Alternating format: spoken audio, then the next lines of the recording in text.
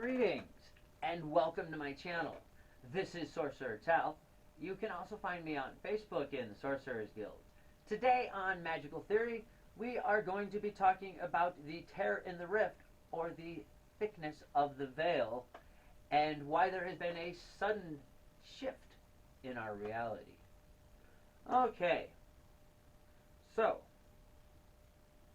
we are entering a new age. Now, I have written a bit of a script. Well, I've written quite a script for this particular video. I will put it in the description comments, in the description portion of this post if it fits. If not, I will do like in the Sorcerer's Shadow playlist and leave a link to the Google Docs version of it in the description. But again, if you see me looking down, that's why. Okay, so we are entering a new age, yeah? This has become quite apparent to everyone as the reality is shifting quickly during this year. People are talking about this all over in the occult community. And as we enter this new age, and the old world falls, and our belief in monotheistic gods fade, the veil is beginning to thin, or the tear in the rift is beginning to mend. So the power of magic is increasing. Like I said, there's talk about this all over in the occult community. You know, we've been seeing this for the last couple of years, even more so this year, as it's become more and more apparent. But this has been going on for about 6 or 7 years. Or about 8 years. But the last 6 or 7 years, you've been seeing a lot more and more of these posts. People are noticing how much more powerful our spellcraft is becoming, how much more powerful magic in general is just becoming. I mean, we have some other issues going on in our world right now. Some of that is kind of a reaction to what has happened, I feel like. But for me, the apocalypse happened on May 5th of 2012. 5/5/12 for those that are interested in that. When the Horde launched a surprise attack on the Seleuci. Now, what are the Seleuci? The Seleuci is a word that the Horde uses for one who seizes power to control others. Now, and then this culminated then actually in 2013 when they told me that they were going to force Ratzinger to resign as Pope of the Vatican Church. That's a means of verification to tell me that they had done as they claimed. Now, after the events of May 5th, they told me I had about 10 years. Well, they told me I had 10 years. I assume they mean 10 years before the events that took place on May 5th of 2012 fully begin to affect our reality. And that date is rapidly approaching, obviously. I mean, we're at what, 2020 now? We've passed May 5th of 2020 already. So we got 2 more years, supposedly. One thing that I do want to make clear is mine is not the only reality. I am neither a prophet nor a messiah, yeah? And I realized in my last video on Unorthodox Weirdery, I talked about fantastical claims. And it's a pretty fantastical claim that the Horde caused the former Pope to resign. You can believe me if you want. Yeah, this, like I said, mine isn't the only reality. We are not moving it, and we are not moving, neither are we moving into a Horde-created reality. Rather, the Horde is facilitating the merger of many fractured perceptions of reality into a more functional and shared base reality. And what I mean by that is there's lots of people that talk about events similar to the ones that I experienced, yeah? But they don't call it the Horde or anything like that. There is definitely some beings. I mean, it's a pretty full paradigm for me with the Horde. I feel like they do exist, but other people perceive them differently. I'm not going to demand that my perception of who and what they are is the only clear one. I do know that if the beings you were speaking about insist on being a master over you or controlling you, they're not the people I'm talking about. Okay? The Horde is extremely into free will. I'm going to get into that some more as to why that is on this video, but let's keep going with what I have written down here. Okay. So like I said, they're facilitating the merger of many fractured perceptions of reality into a more function and balanced shared base reality. The next step in doing that is to mend the tear in the rift. So what do I mean by the tear in the rift? It is commonly believed that there are three planes of existence in our reality: the mental, the physical, and the astral realms. Or like they like to say in philosophy or psychology, mind, body, and soul. Of course, they have to take out the soul part, but mind, body, soul. I find it best to think of this as the sewing of a tapestry. The physical realm is the cloth itself. Just as every cloth is made up of threads, so too is the matter of the physical realm. Oh, the physical realm is the realm of matter and things. It is the cloth of the tapestry. I guess I forgot to say what the physical material realm is. It's the realm of stuff. It's the cloth of the fabric in this metaphor. Just as every cloth is made up of threads, so too is the matter of the physical realm weaved from the energy. Weaved from energy. And it is within this energy that the astral plane exists. This is the place of dreams and spirits. This is primarily where the Horde resides, is on the astral realm. They're in the mental plane as well. But just like any spirit, gods, angels, things like that, they are existing on the energetic, in the energetic realm, the astral plane. Okay. And what is energy but the process of information in motion, the transfer of information? The mental realm, the mental plane, and the mental plane is the realm of thoughts and information that can be thought of as the guiding needle through which the design is conceived. Now, you often hear phrases in ritual work such as piercing the veil or closing the rift. Between each of these planes, there is an area of overlap. The overlap within the material plane, among other names, is often referred to as the rift or the veil. So there you go. I finally got to it. Yeah, the rift or the veil. To perform magic, we either draw upon the rift itself or cross over the rift into the mental or astral realms and affect what occurs over there. However, it is also within this overlap that the unbalancing has occurred, causing the rift to be less like an area of overlap and more like an actual barrier between the planes. Now, as I stated earlier, there are many different theories as to how this imbalance occurred. Yeah, you don't have to believe in the Horde even necessarily, or think that I'm right about all this, or that that the Horde actually caused the Pope to resign. Yeah, you don't have to believe any of that to help with this project to mend the tear. So how do we fix it? We already know that the rift is thinner in some places. Oh, hold on. So how do we fix it? We already know that the rift is thinner in some places than others. There are places we refer to as vortexes of power or sacred sites. Yeah, the Stonehenge, places like Sedona, Arizona, where the ley lines cross and we have these vortexes of power. And many occultists agree that these areas are areas where the veil is thinner. The rift isn't quite as wide, yeah? Well, we can also create these spaces. These aren't just accidents of nature.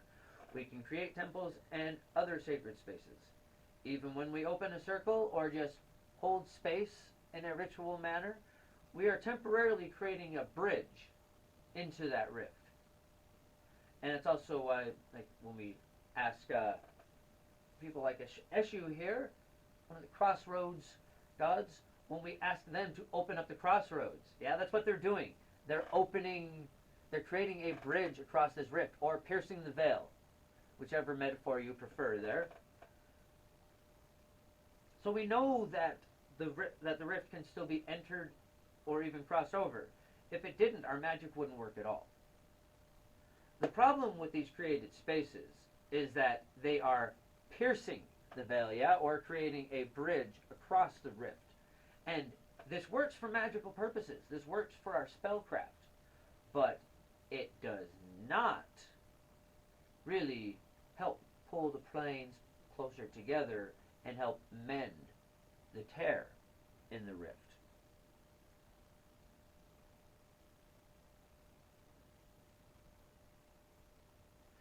Now, so what we need is to create a new kind of created space. Now, in previous videos, I have spoken about creating a dream platform using the S1 Sigil. I'll post some of those videos here. To create using the S1 Sigil, and we also, we can create a personalized afterlife with that, but we're not looking for the pocket reality here. We're looking for the dream platform. That means the part of your personal created space where you are interacting with the astral plane at large. Okay? We're not talking about the part that is completely yours. That pocket reality where you're going to be dwelling in between lives. This is the dream platform, kind of like the opening part of that pocket reality, I suppose. Because they're usually connected to each other. Mine certainly are. Okay.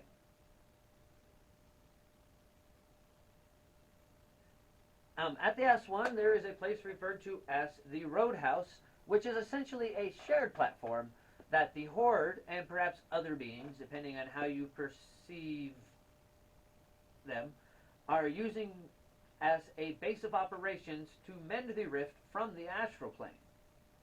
Now, we ourselves can also help mend the rift by reaching out from the material plane and giving them something to anchor to help them draw the planes closer together more quickly, and also at the same time giving us a more productive bridge across for our own spell work.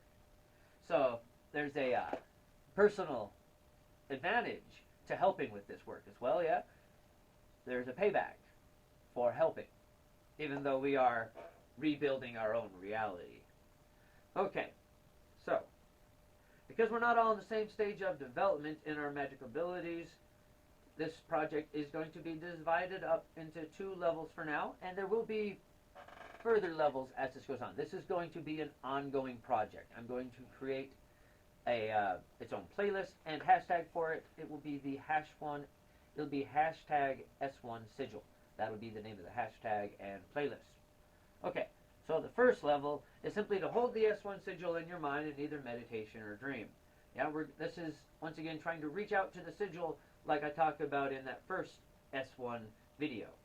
We are trying to get to the sigil itself so that we can hold it in our mind. Yeah, we want to even when we just thinking about it or dreaming about it or as we fall asleep, gets us a little bit there on that side, and then we draw the sigil on this side, and that helps close the gap just a little bit every time, yeah? Even if you just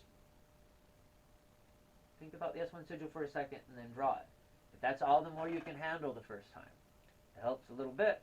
The more you repeat this step, the more potent it will become, and you should eventually, using that method, reach the sigil itself. So the next step will involve your dream platform. Now, I discussed in the videos how to create a dream platform. It's actually quite easy once you have reached the sigil. What you're going to be then doing is drawing from the infinite resource that is provided to you at the sigil through the nothing to create your own little area. Now, like I said, this is your dream platform area. So this is just empty space in the astral. You'll be creating your dream platform. You can make a pocket reality within that is completely isolated, but that is not going to be what we're drawing from. We're drawing off of the dream platform. So you can literally just at first envision a platform, however that works for you once you get there, and put the S1 sigil on it. Now, for those of us that already have dream platforms, don't change it a lot, yeah? Don't go, okay, I'm getting ahead of myself. Let me back up just a second. Okay, so The next step involves your dream platform, which can be created once you have reached the S1 Sigil. Some of you have already achieved this, or have your own dream platform you have created independently of the sigil. What we are asking you to do is to draw the S1 Sigil both on your own dream platform and in a location on the material plane that can be linked to that platform, and create an overlap of your dream platform and space in the material plane. Okay, I feel that was a bit wordy. What we're trying to do is create a space that is both your dream platform and a representation of it in the material plane so that they can overlap. Yeah? A mirror image of your dream platform on the material plane. So the more that these two areas can be made similar, the better. Those of you that are just creating your dream platform now, those of you that start at this, that are starting there, I would suggest that you make your dream platform look a lot like the area you are working in. Like, ideally, this is going to be on your altar. This S1 Sigil. You'd be drawing the S1 Sigil somewhere on your altar to connect it to your dream platform, and then you want to just make your dream platform match your area. And we can do this more than once. Yeah, we can create more than one area. So just because you have an apartment or you're renting somewhere that you're not going to be living forever, that doesn't mean you can't do this. You can go ahead and get started, because we can create more of these. In fact, creating them all over the place will probably help more. But we can create this overlap in more than one place. So don't concern yourself with the permanence. Now, but speaking of permanence, for those of us that have already created a dream platform, don't go changing it a bunch to match your new area that you're trying to overlap. Okay? It's more important. Let's see. Let me see how I phrase that. It is more important to keep the pre-existing momentum of your work intact, so that you have a strong hold on the astral plane as you reach for the material plane. Okay, you can start small. Recreate a material altar on your dream platform. So you have like your dream altar and your physical altar. Make them look alike as much as you can. Go ahead and move that around. Bring in new items from your altar and add them to that you have in the material plane. Go ahead and replicate those on your altar, on your dream platform, stuff like that. Start small. Put up replicas of other decorations or items that exist in the real world in that area. Ideally, however, you want to recreate what you can of your dream platform in the material realm, because of the existing momentum, like I was just talking about. For most of us that have gotten this far, that'd be quite the feat. Yeah? We don't have to build castles or towers just yet. Even small steps will help. If perhaps you have decorations or plants on your dream platform, consider what you can do to recreate that in your area of overlap. So like if you've got, pillars on your dream platform, draw some pillars on the walls of your altar room. If your dream platform is a certain color, paint the walls that color if you can. Whatever it is that you can do. You have plants on your dream platform, put some plants around your altar that look similar. Do anything you can to make them match up. Now, the Horde is going to try to find a way to help us acquire material replicas of our astral items. It's kind of a tall order, so that's going to be a work in progress for quite a while, I assume. If they start making stuff appear, I would be very impressed. So, there are 4 things more that I want to talk about before we are done here. One of them I already covered, actually. You can create more in one area of overlap. So we already got over that. You can do one in each new location. It might even prove to be beneficial for the program itself. Now, why are we pulling from our own dream platforms and not from the Roadhouse? Using our own platforms gives us a broader reach on both sides. It's like sewing the rift, yeah? If we just sewed a whole bunch in one spot, it's not going to work as well as we sew the whole thing. We're trying to get us a broad of a reach as we can. So ideally, I'll have people all over different parts of the world helping to do this. And this is the modern internet age, and I do have viewers all over the world. Perhaps we can get at least one in every country doing this, and that would really help us out, yeah? That'd be cool. Okay. But anyways, other than that, and much more importantly for you to understand, the Horde is not here to create our new reality, a new world, yeah? They are here to facilitate the creation of the new world. It's our job to create our reality. It is not theirs. They are going to be helping us. So, we need to do that from our own dream platforms because that gives us a larger degree of control as to how the rebalancing occurs. Now, why is the Horde helping us? Now, the Horde works for what I call intergalactic, which I also discussed in the S1 video. And what they seek is new thoughts, information, words, and frankly, entertainment. Yeah, they have watchers. The very biggest, the end result of the intergalactic is what I call the watchers. And their whole job is to perceive. Intergalactic helps them to perceive, and the Horde makes sure that the areas they wish to perceive have free will. Because what they are interested in is observing what we will do with our free will. Yeah, they want to watch. They want to see what we're going to do. And that's what they're getting out of this. Entertainment. New information. New ideas. They want to see if we think something differently about things that happen to us than they would. You know, once you've lived for eternity, what else is there? But to see what other people might come up with. Because you've already experienced everything yourself. Okay. Now, as I said, this will be a continuing project with its own playlist, hashtag S1 Sigil. Okay, so that's it for this episode. Thank you once again for joining us. If you haven't subscribed to the channel, please take the opportunity to do so now, and don't forget to follow this playlist for this project. Until next time, bright blessings and an interesting fate. This has been Sorcerer Tal.